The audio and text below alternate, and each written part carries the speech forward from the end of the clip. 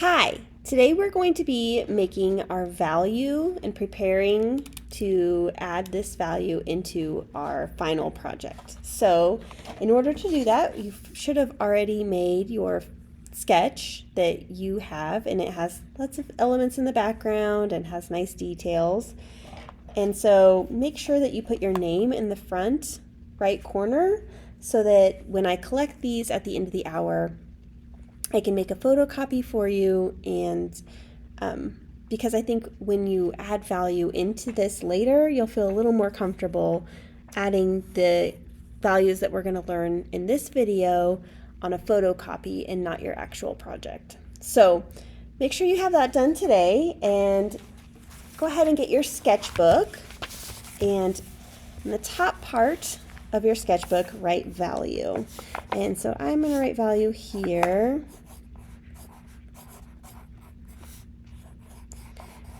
And value is a element of art. So we learned about this last year.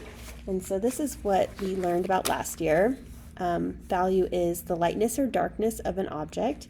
And we made a value scale that looked like this. We're going to take it to the next level this year in Art 2, and we're going to learn about different ways of shading that aren't using value, that are just like flat. So we're still going to put this definition, and I would put it on this side over here because later when we do our practice, this should fit really nicely right here. So go ahead and write the lightness or darkness of an object.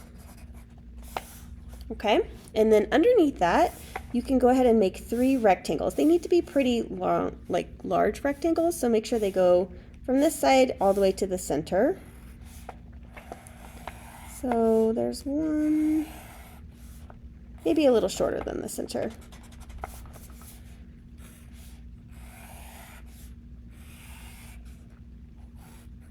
2 and 3.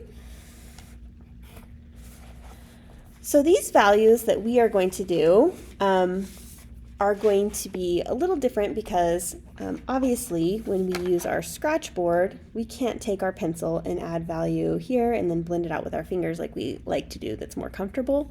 We're going to have to actually be etching into the surface with these values. So we need to learn a few techniques. The first one, and go ahead and follow along with me, is hatching. So write hatching here. And hatching is going to be where you make marks, but they all go the same direction. So I'm going to start here, and I'm going to start going this direction. You could go the opposite way, but I'm just going to start as I layer these lines. They're going to get either lighter as they get closer to this side. So this is the lighter side, and this is the darker side. They might get lighter as they fade this way, but then I want to go back in and add more layers so that it's a nice transition. This is going to be really dark over here.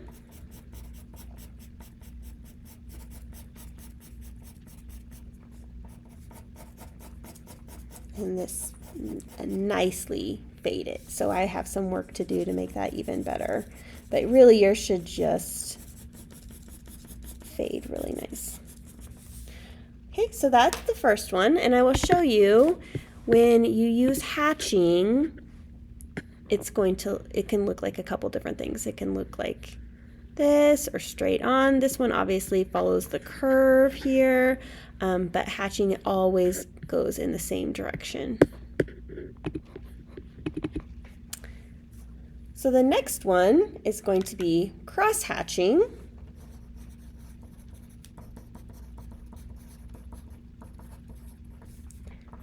And cross hatching is going to do exactly that. It's going to hatch, like start with the hatching, right? Same like this, and then it's going to cross over and go the opposite way. So I'm going to try to go really dark over here to really light.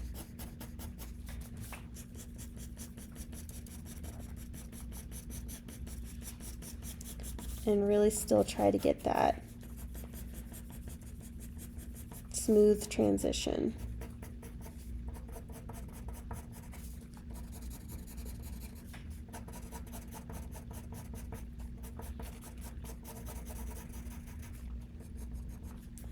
So cross-hatching is a little bit more forgiving because it can be a little bit messier because it doesn't have to all go the same direction.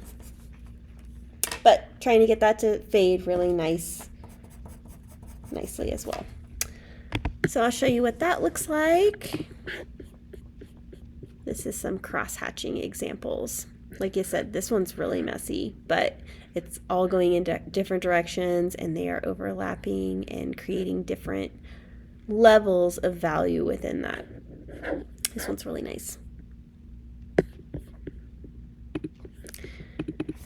Okay, and if you need to pause and get yourself caught up, that's fine, but the last one is stippling. And stippling, most kids want to go like this and be really, really loud with stippling, but you don't need to do that.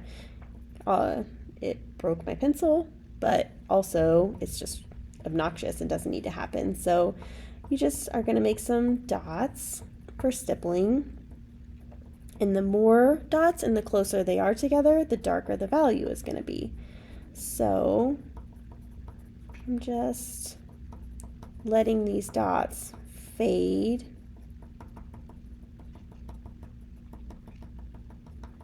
as I go from dark to light. And I'm not taking as much time as I would like you to. I would like you to really take your time and make this look like a nice transition over to light, over to nothing basically. So really dark to really light because you've worked over here a lot and have a lot of dots. Okay? So now that you have these three different values, but I actually want to show you stippling. There's some stippling examples. Obviously closer together, darker value.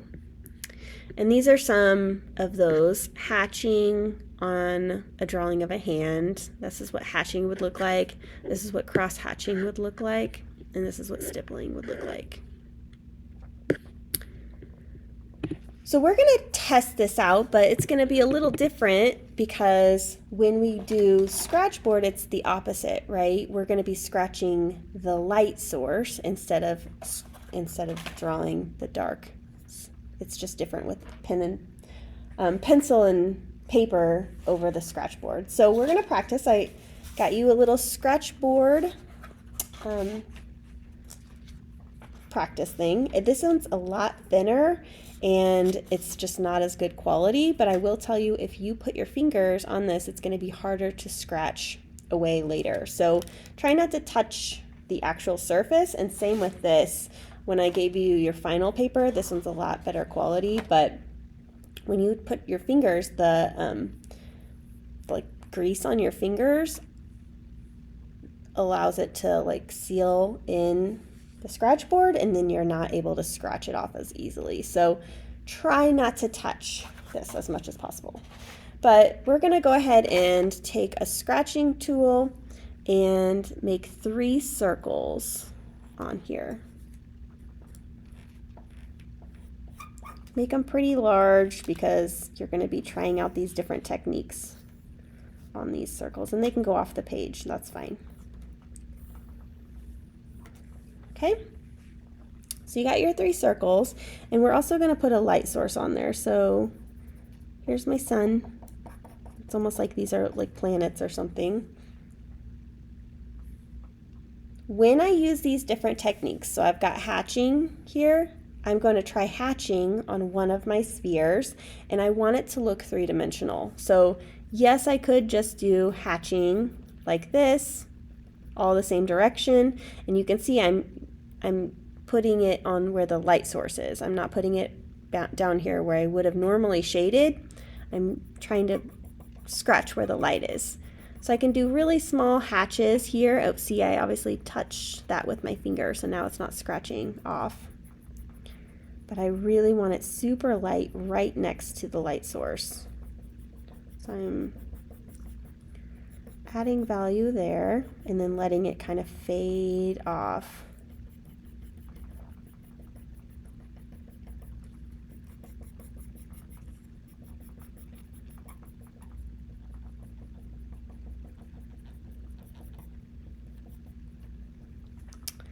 And yours will look a lot better than mine because you're going to take your time, and mine's, I'm just kind of doing this quick for demonstration purposes, but there's your hatching. So the next one would be cross hatching. You can decide between the two, it doesn't matter. But do follow that curve. So already I'm curving my lines like that. And then I'm also going to curve this way, right, to make that look round, like a sphere. So I'm just adding those layers. The more layers, the lighter it's going to look. So that would be right next to the light source.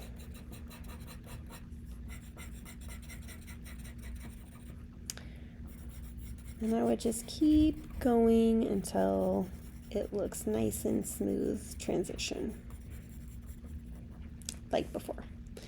And then the last one would be stippling. So I'm just gonna stipple over here. And you're gonna take a lot more time than I am, but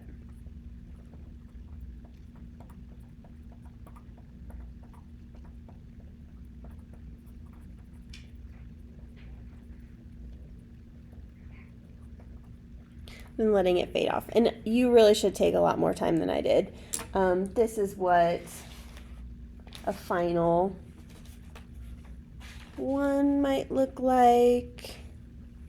Oh, this is not even that great, but it's a little better.